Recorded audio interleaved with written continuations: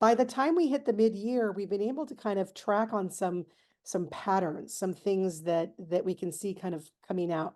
What are the performance patterns that are showing up? What are the time management patterns that are showing up? Are the goals relevant? We won't know that 1 week after we set them, so we need some time to pass. So I love checking in at the mid-year and going, what are those things that we can get out in front of and be proactive? Where, if we're trying to, maybe some of our goals are driving change, are we seeing kind of traction in that area, or is it dragging? The stuff that we do when we meet day to day tends to be much more firefighting. And so the firefighting is in the moment. And we don't really have that time to step back, carving out a little time and going, but what are we seeing big picture?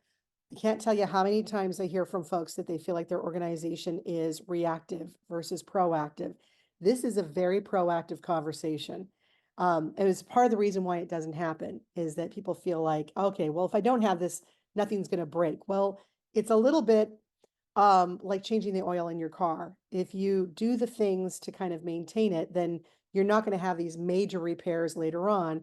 The mid-year is a little bit like that. It's spotting the patterns, but it also sets the pattern up of not just the performance, but also how's the employee doing? How are they engaging? What's the relationship between the employee and the manager? How's that going? What's the patterns that are showing up there?